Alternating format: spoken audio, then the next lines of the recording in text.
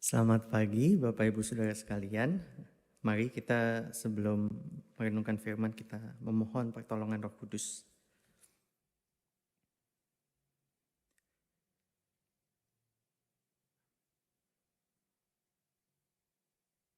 Bapak, kami bersyukur karena di tengah hidup kami yang dinamis, naik turun, dan kadang-kadang ada masa-masa yang begitu sulit, kami masih punya firman Tuhan.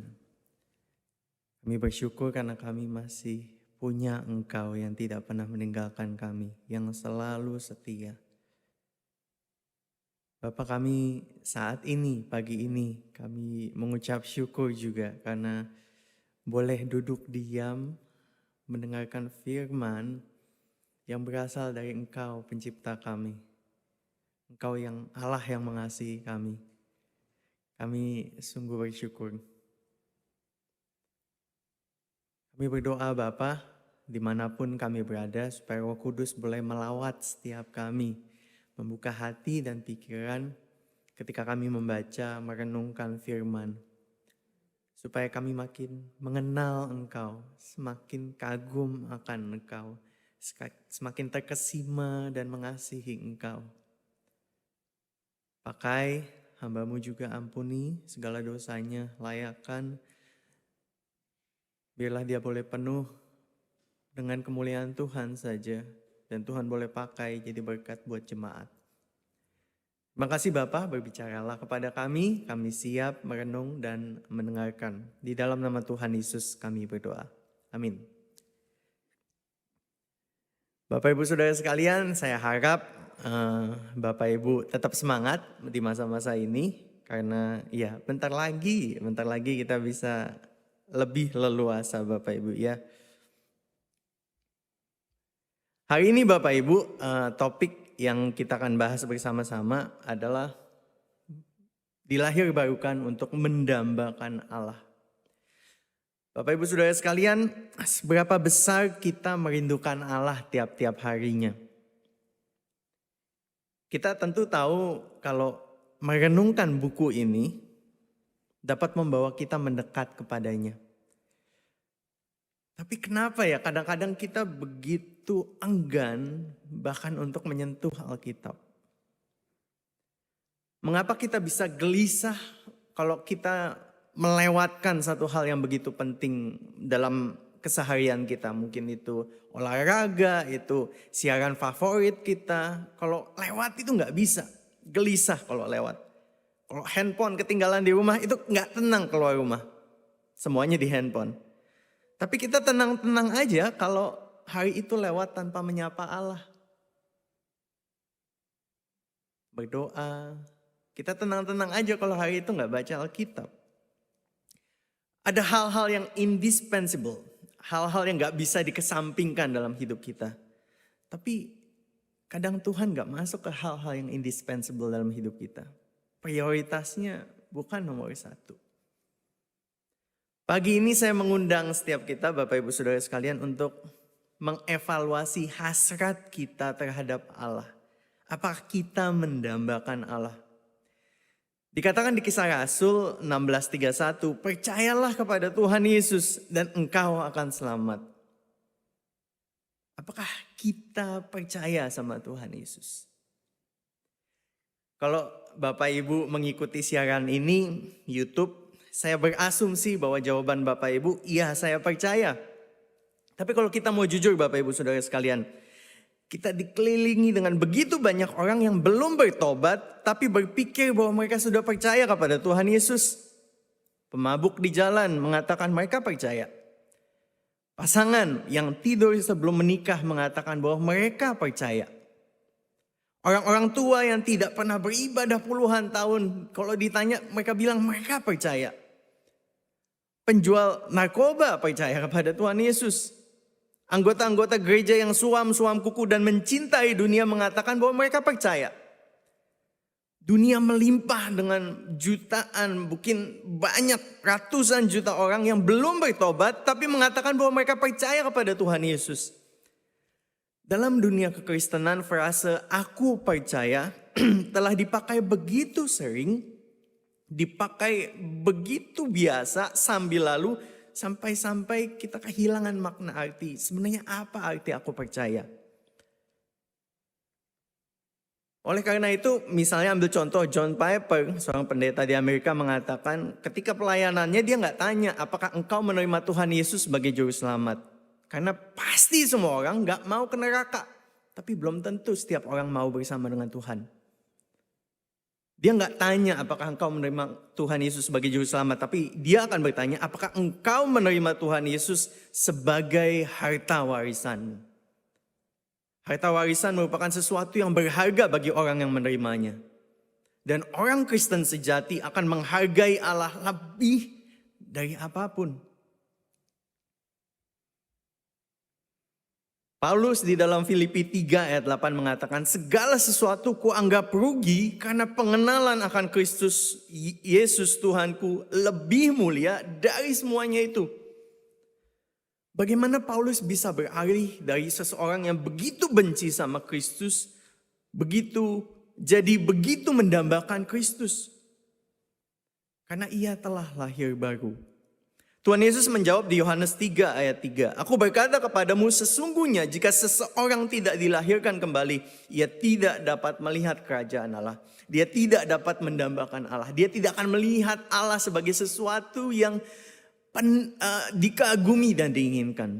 Seseorang harus lahir baru. Dan itu artinya percaya. Bukan hanya di mulut. Tapi ada perubahan hidup. Firman Tuhan buat kita hari ini Bapak Ibu Saudara sekalian. Orang percaya dilahir barukan untuk mendambakan Allah. Setiap orang percaya dilahir barukan untuk mendambakan Allah. Kita akan coba lihat bagaimana proses peralihan Paulus dari seseorang yang nggak peduli sama sekali, bahkan membenci Allah, menjadi seseorang yang merindukan Allah.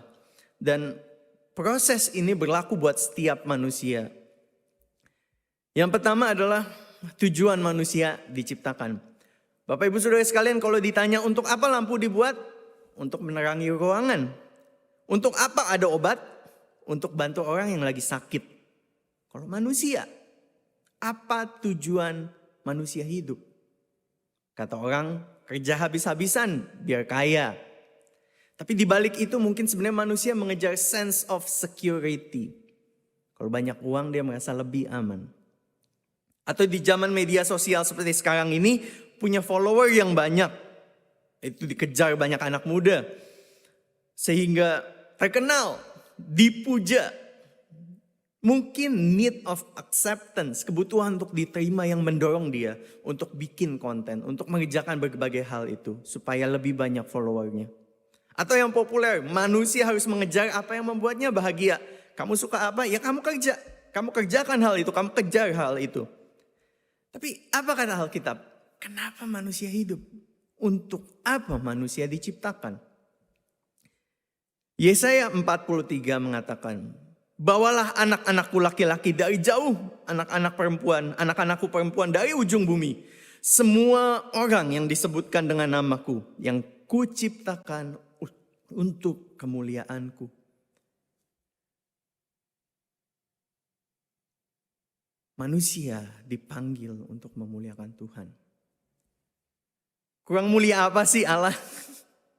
Mungkin gitu ya. Apakah Tuhan kurang mulia begitu? Sampai dia menuntut 7 miliar orang di dunia menyembah dia. Apakah dia punya krisis identitas? Bapak Ibu Saudara sekalian, memuliakan Allah bukan berarti membuat Allah lebih mulia. Tetapi mengakui, acknowledge kemuliaan Tuhan. Menghargainya di atas segala hal dan membuatnya dikenal. Itu artinya memuliakan Allah. Roma 1 ayat 20 sampai 21 dengan jelas menunjukkan bahwa memuliakan Allah adalah kewajiban semua orang. Baik yang sudah dengar Injil maupun orang-orang yang gak punya akses terhadap Alkitab. Roma 1 ayat 20-21 mengatakan demikian. Sebab apa yang tidak tampak daripadanya, yaitu kekuatannya yang kekal dan keilahiannya, dapat nampak kepada pikiran manusia dari karyanya sejak dunia diciptakan. Sehingga manusia tidak dapat berdalih. Sebab sekalipun mereka mengenal Allah, mereka tidak memuliakan Dia sebagai Allah dan mengucap syukur kepadanya. Jadi jelas di sini Bapak Ibu Saudara sekalian, setiap orang sadar di lubuk hati kita yang terdalam, kita semua tahu kalau kita wajib memuliakan pencipta kita. Kita wajib bersyukur kepada Dia untuk semua yang kita miliki. Kesehatan, masih ada makanan di meja, keluarga, pekerjaan. Dan semua kita dalam lubuk hati kita, kita tahu kita harus hidup buat yang menciptakan kita. Seperti yang dinyatakan lewat Alkitab. Roma 14 mengatakan, di antara kita tidak ada yang hidup atau mati untuk dirinya sendiri. Kalau kita hidup untuk memuliakan Tuhan. Dan kalau kita mati, kita juga mati untuk memuliakan Tuhan. Jadi baik hidup maupun mati, kita melakukan segala sesuatu untuk memuliakan Tuhan. Karena kita adalah milik Tuhan. Karena untuk itulah Kristus mati, bangkit, dan dihidupkan kembali dari kematian. Supaya Dia menjadi Tuhan atas semua orang, baik yang hidup maupun yang sudah mati. Setiap kita hidup untuk memuliakan Tuhan. Ini tujuan kita, Bapak Ibu Saudara sekalian. Tujuan semua umat manusia. Tapi kita semua gagal untuk memuliakan Allah sebagaimana seharusnya. Manusia gagal untuk memuliakan Allah. Semua orang telah berbuat dosa dan telah kehilangan kemuliaan Allah. Bagaimana kita telah kehilangan kemuliaan Allah? Apakah tidak disengaja kehilangan kemuliaan Allah? Seperti dompet kita keselip mungkin gak sengaja gitu ya. Handphone kita ketinggalan gak sengaja. Manusia kehilangan kemuliaan Allah dengan sengaja menolak memuliakan Allah. Bukan gak sadar, tapi dengan sadar menolak memuliakan Allah. Roma 1 ayat 25 mengatakan mereka manusia menggantikan kebenaran Allah dengan dusta. Dan memuja, menyembah makhluk dengan melupakan penciptanya yang harus dipuji selama-lamanya.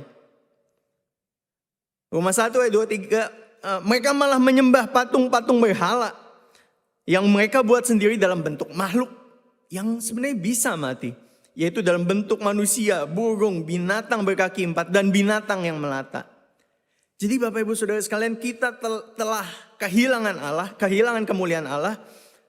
Bukan hanya dengan sengaja kehilangan, tapi bahkan kita menghina Allah. Bagaimana kita menghina Allah? Dengan sengaja menyembah selain Allah.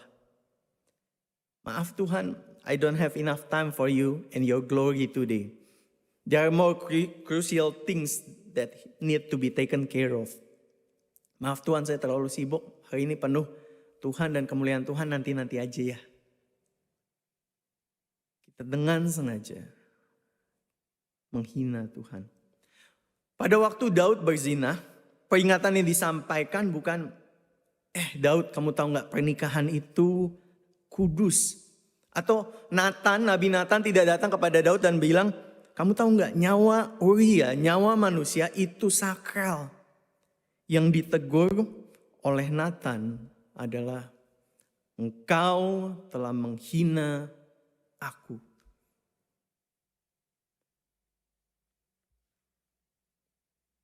Kita semua sengaja mengabaikan kemuliaan Tuhan. Dan dengan sengaja menghina Tuhan lewat hidup kita. Dan upah dari kegagalan memuliakan Allah adalah hukuman yang kekal. Upah dosa ialah maut. Dan mereka ini yang menghina Allah akan menjalani hukuman kebinasaan selama-lamanya. Dijauhkan dari hadirat Tuhan dan dari kemuliaan kekuatannya. Semua manusia. Ini destininya, ini nasibnya, ini takdirnya. Semua manusia menolak Tuhan dan layak dihukum. Karena manusia menghina Dia, tidak menempatkan Tuhan di posisi yang seharusnya. Prioritas hidupnya salah. Kita gak bersyukur atas berkat-Nya. Kita tidak taat, bahkan kita tidak mau percaya kepadanya. Ini vonis yang layak manusia terima. Kita tidak dapat bagian dalam kenikmatan kemuliaan Allah untuk selama-lamanya. Tuhan Yesus dalam perumpamaan tentang penghakiman terakhir menutup dengan demikian. Enyahlah dari hadapanku hai kamu orang-orang yang terkutuk. Enyahlah ke dalam api yang kekal yang telah disediakan untuk iblis dan malaikat-malaikatnya. Mereka ini akan masuk ke tempat siksaan yang kekal. Tetapi orang benar dalam hidup yang kekal. Perhatikan di situ, hidup dan hukuman sama kekalnya. Bapak Ibu Saudara sekalian, Tuhan Yesus juga menyatakan kekalnya neraka lewat Matius 12. Bahwa seseorang yang menentang Roh Kudus tidak akan diampuni di dunia ini, tidak. Di dunia yang akan datang pun tidak. Kalau neraka bersifat sementara dan pada akhirnya akan berhenti, tentu mereka akan diampuni, bukan? Tapi Tuhan berkata, mereka yang menolak Tuhan, menghina Roh Kudus, mereka tidak akan diampuni, baik di bumi ini maupun di dunia yang akan datang, bumi yang akan datang.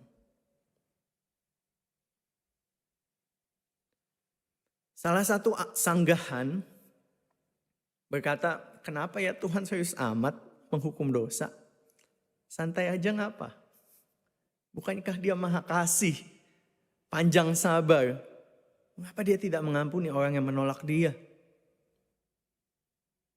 Bapak Ibu Saudara sekalian, tampaknya pertanyaan ini datang dari orang yang tidak peduli dan yang tidak memahami betapa seriusnya penghinaan terhadap Allah yang mulia. Analogi yang mungkin menolong Bapak Ibu, kita semua berjuang untuk melindungi keluarga kita. Bagaimana mengasihi pasangan kita seperti Kristus mengasihi gereja.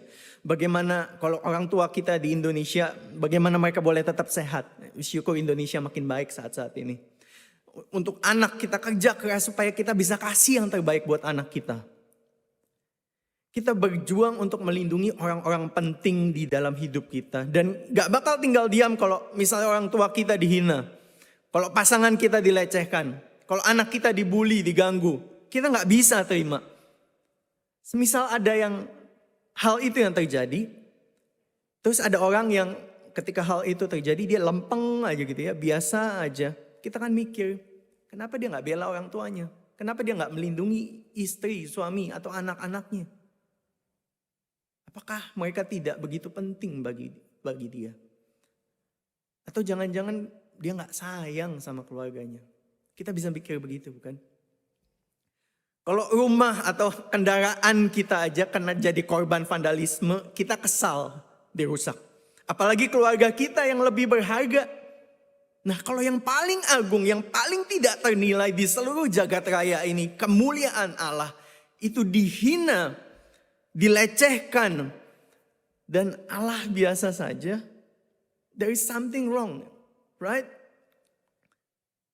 Jadi mencibir Allah dengan kalimat serius amat sih Tuhan sama kemuliaannya, itu seperti ngomong ke korban pelecehan, chill out mate, it's not a big deal. Kamu dilecehkan, gak apa-apa, it's not serious. Bagi manusia berdosa seperti kita Bapak Ibu Saudara sekalian, ini kasus yang serius. Kita diciptakan untuk memuliakan Allah yang paling layak dipuji. Tetapi kita gagal terhadap Allah yang paling mulia itu. Oleh karena itu kita selayak-layaknya menerima hukuman. Penghinaan terhebat yang mungkin dilakukan ciptaan terhadap penciptanya adalah menghina penciptanya. Dan hukuman yang sebanding dengan penghinaan paling berat itu adalah keterpisahan dari nikmat kemuliaan Allah. Makanya neraka adalah hukuman Allah yang adil sebenarnya. Sekaligus konsekuensi dari pilihan kita manusia. Ada satir yang bilang begini, meme gitu ya. Doa atau baca firman yang sebentar aja gak minat. Yakin mau hidup sama Allah selama-lamanya. Kalau firman Tuhan dan doa aja tidak menggugah hati kita, Bapak Ibu bakal menghabiskan kekekalan bersama Tuhan. Yakin. Jadi gak heran banyak orang lebih memilih neraka. Bukan karena Allah jahat, tapi karena itu pilihan manusia sendiri. Ngapain sama Allah? Saya pilih hidup saya pilih kesenangan saya. Hidup saya, jalan saya, keputusan saya. Sampai sini kita bisa lihat Bapak Ibu, tujuan manusia untuk memuliakan Allah. Tapi manusia dengan sengaja menghina Allah. Allah gak menarik buat mereka.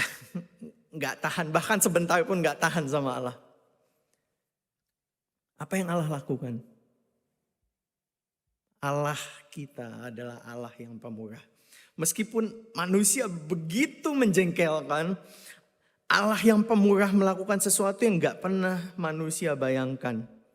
Manusia yang menolak dirinya. Apa yang Allah lakukan? 1 Timotius 1 ayat 15. Perkataan ini benar dan patut diterima sepenuhnya. Kristus Yesus datang ke dunia untuk menyelamatkan orang berdosa. Yesus telah diserahkan karena pelanggaran kita dan dibangkitkan karena pembenaran kita. Bapak Ibu Saudara sekalian, Allah Bapa mengutus anaknya untuk mati menyelamatkan pendosa dan mengutus Roh Kudus mengubah hati manusia untuk bisa menerima Yesus. Ini begitu mencengangkan dan kebenaran ini pula yang menginspirasi Paulus. Kita lagi belajar 1-2 Korintus beberapa waktu belakangan ini. Ini yang mendorong Paulus untuk tetap merangkul jemaat Korintus walaupun mereka begitu menyulitkan dan menyakiti hatinya. Karena dia lihat apa yang sudah Allah lakukan atas hidupnya sendiri. Luar biasa. Kabar baik ini merupakan kebenaran yang gak bisa kita pelajari Bapak Ibu Saudara sekalian.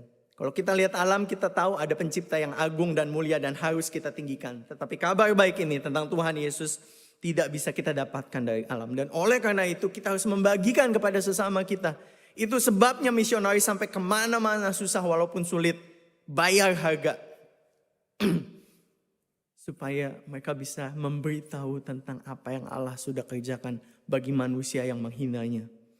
Allah kita adalah Allah yang adil dan keadilan ditegakkan dengan keberadaan neraka bagi mereka yang menolak dirinya. Namun ada satu cara lain seperti yang dikatakan di Roma 3 ayat 25. Kristus Yesus telah ditentukan Allah menjadi jalan pendamaian karena iman dalam darahnya. Dengan mati di kayu salib, Kristus menerima penghinaan. Dengan mati di kayu salib, Kristus menderita demi kemuliaan Allah. Ini mendemonstrasikan bahwa Allah fair. Ia tidak tutup mata dari dosa. Semua penghinaan atas kemuliaannya itu pantas dihukum. Entah di neraka, di mana murka Allah itu dilampiaskan atas orang yang tidak mau percaya, maupun kayu salib. Di mana murka Allah didamaikan bagi orang percaya. Kristus adalah jalan pendamaian buat kita. Lalu bagaimana tanggapan manusia? Manfaat-manfaat kematian Kristus ini tidak otomatis berlaku bagi semua orang. Kisah Rasul 3 ayat 19 mengatakan, karena itu sadarlah dan bertobatlah supaya dosamu dihapuskan. Kisah Rasul 16:31, percayalah kepada Tuhan Yesus dan engkau akan selamat. Jadi respon kita untuk menerima manfaat kematian Kristus adalah yang pertama bertobat, dan yang kedua percaya. Meninggalkan dosa-dosa kita, berbalik arah, dan mengimani dirinya. Mengimani bahwa Tuhan Yesus Kristus ada satu-satunya jalan keselamatan. Bertobat dan beriman. Dan kita tahu dari Alkitab bahwa kalau kita bisa melakukan hal itu bukan karena kita mampu. Kita bisa lahir baru itu pun dari Allah. Kisah Rasul 11 ayat 18 mengatakan ketika mereka mendengar hal itu mereka menjadi tenang lalu memuliakan Allah. Kenapa mereka memuliakan Allah? Karena Allah mengaruniakan pertobatan yang memimpin kepada hidup. Allah yang kasih pertobatan. Kalau kita bisa sadar kita salah itu pun dari Allah. Bukan karena kita cukup aware. Tapi karena Roh Kudus sudah menjamah kita. Dan ketika seseorang lahir baru ada suatu kenyataan yang mengambil alih hidupnya. Ia memiliki hati yang baru, kesenangan yang baru, hasrat yang baru. Kemana kesenangan, hasrat, hati yang baru ini tertuju? Bagi orang-orang yang sudah dilahir barukan. Ulangan 30 ayat 6 mengatakan, dan Tuhan Allah akan menyunat hatimu dan hati keturunanmu. Sehingga engkau mengasihi Tuhan Allahmu dengan segenap hatimu, dengan segenap jiwamu. Supaya engkau hidup. Yeremia 24 ayat 7, aku akan memberikan kepada mereka suatu hati untuk mengenal aku. Yaitu bahwa akulah Tuhan. Mereka akan menjadi umatku dan aku ini akan menjadi Allah mereka. Dan mereka akan bertobat kepadaku dengan segenap hatinya. Ketika seseorang dilahir barukan kembali, hatinya tertuju kepada Allah. Hatinya mengasihi Allah. Mereka mau bertobat. Mereka mau mendekat kepadanya. Yeskiel 36 ayat 26-27 mengatakan, kamu akan kuberikan hati yang baru, roh yang baru di dalam batinmu. Aku akan menjauhkan dari tubuhmu hati yang keras dan kuberikan kepadamu hati yang taat. Rohku akan kuberikan diam di dalam batinmu dan aku akan membuat kamu hidup menurut setiap ketetapanku. Berpegang pada peraturanku dan melakukannya. Ini hati yang baru ketika seseorang sudah dilahir barukan. Ketika seseorang benar-benar percaya kepada Tuhan. Tuhan jadi yang nomor satu dalam hidupnya. Tuhan yang mewarnai hidupnya dan sukacita kemuliaan Tuhan itu yang mendorong dia untuk terus melangkah. Kemana hati yang baru, kemana kesenangan yang baru, kemana hasrat yang baru itu tertuju? Kepada kemuliaan Allah.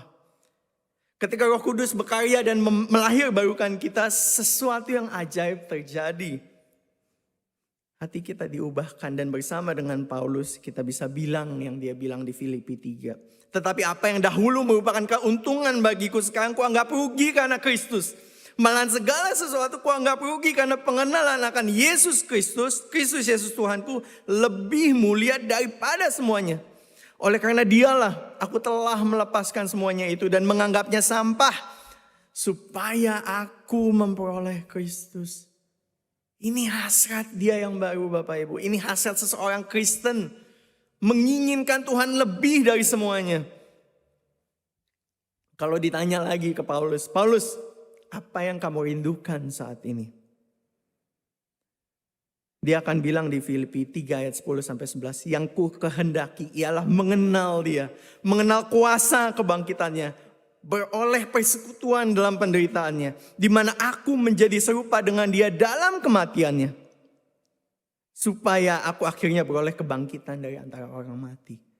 Ini yang Paulus mau. Nempel sama Tuhan. Mengalami Tuhan. Dan kulminasinya, puncaknya adalah boleh ikut dibangkitkan dari antara orang mati. Bersama dengan Tuhan selama-lamanya.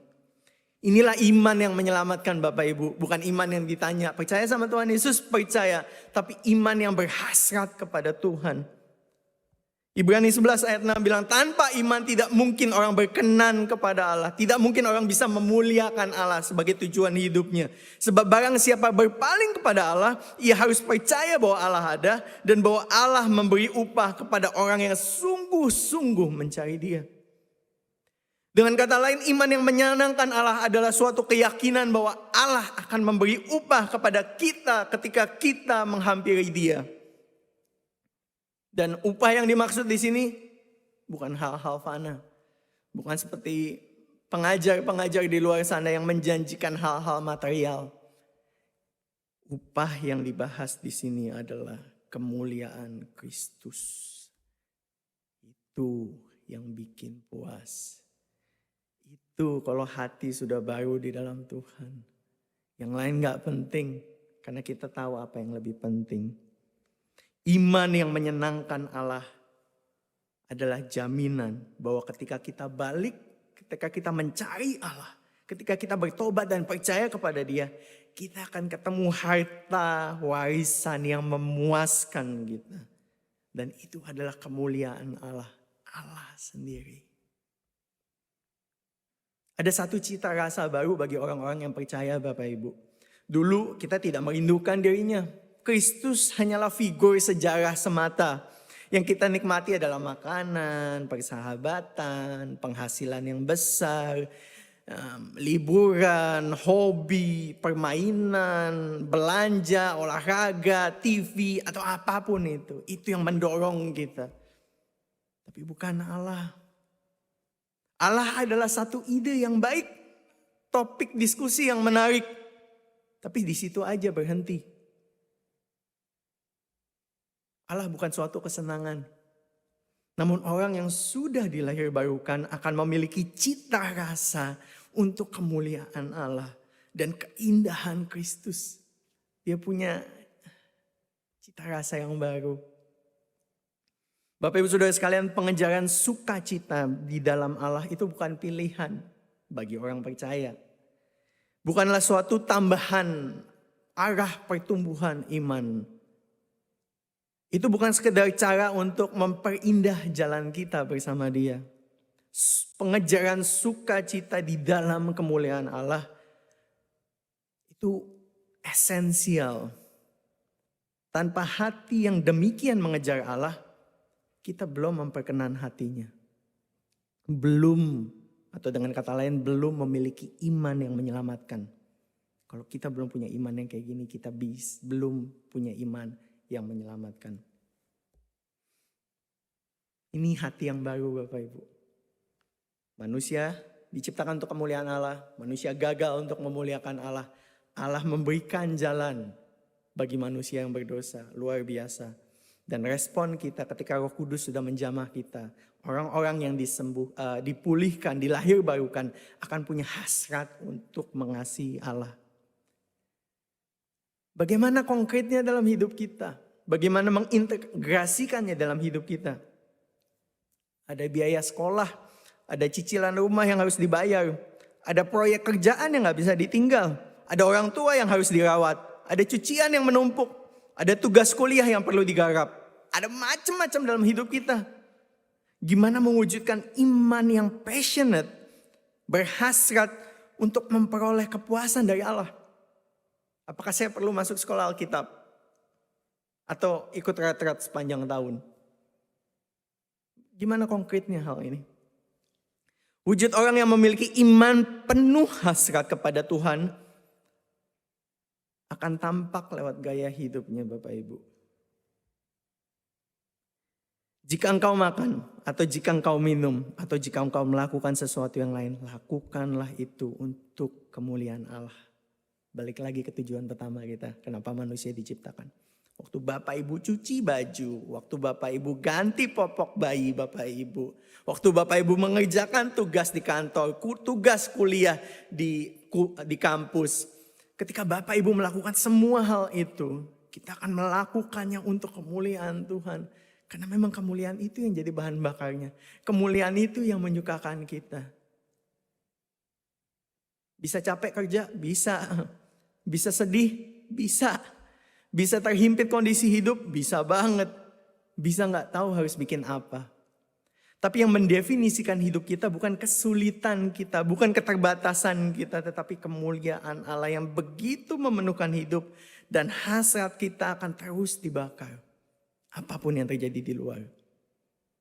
Jadi kondisi hidup orang percaya dan orang tidak percaya bisa sama, tapi responnya beda.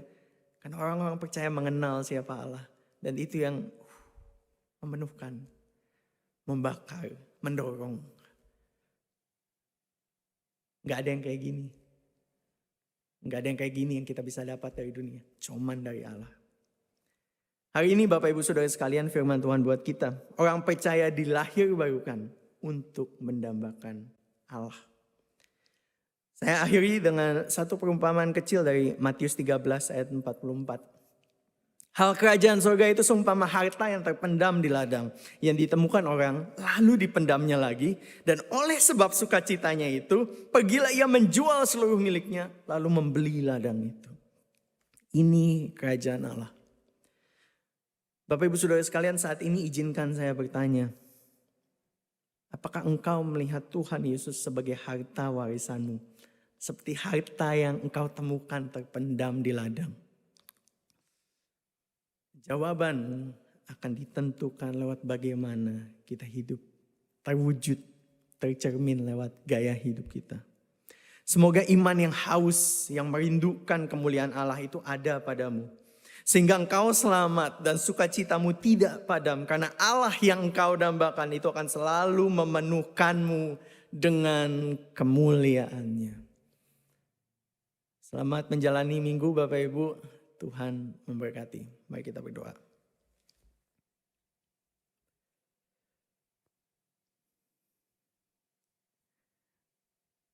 Bapa, kami bersyukur karena Engkau mengubah hati kami. Kadang kami bingung lihat orang, mungkin orang lihat kami juga bingung. Kenapa hal ini begitu menggairahkan kami. Tapi mereka belum mencicipi apa yang sudah kami alami di dalam Tuhan. Terima kasih. Karena meskipun kami terbatas dan gagal untuk memuliakan Tuhan. Tuhan kasih jalan lewat penebusan Kristus dan karya Roh Kudus. Bapa, ampuni kami kalau kami masih kurang hasrat, kurang passion untuk mengejar Tuhan. Kami masih melihat hal-hal lain lebih daripada Tuhan. Dan kami pikir hal-hal itu ketika kami kerjakan dengan baik, ketika kami dapat, itu bisa memenuhkan kami. Bapak, Engkau yang tahu kondisi setiap orang yang melihat ibadah pagi hari ini, mengikuti ibadah pagi hari ini. Mungkin ada yang sudah percaya, sudah dilahir barukan, ada yang belum, ada yang ke gereja karena ikut-ikutan, karena dari kecil orang Kristen, orang tuanya orang Kristen, karena rutinitas, tapi hatinya belum sungguh-sungguh diubahkan. Bapak, saat ini hamba-Mu berdoa, kalau itu sesuai dengan kehendak Tuhan, Tuhan lawat setiap kami. Tuhan ganti hati kami yang keras dengan hati yang baru. Tuhan ganti dengan Roh-Mu yang hidup, diam di dalam diri kami. Sehingga apa yang ada di dunia enggak menarik lagi dibandingkan Tuhan. Supaya kami bisa melihat dan menyadari kemuliaan Tuhan yang begitu menggugah. Dan supaya karena kemuliaan Tuhan, kami boleh terus maju, menjalani kebahagiaan kami. Susah, sedih, happy di dalam Tuhan. Terima kasih Bapak untuk firman-Mu. Pimpin kami terus, hidup kami ke depan. Bawa kami dekat ke hati Tuhan. Penuhkan kami dengan sukacita Tuhan. Dan pakai kami untuk terus memuliakan Tuhan apapun bagian kami. Di dalam nama Tuhan Yesus kami berdoa. Amin.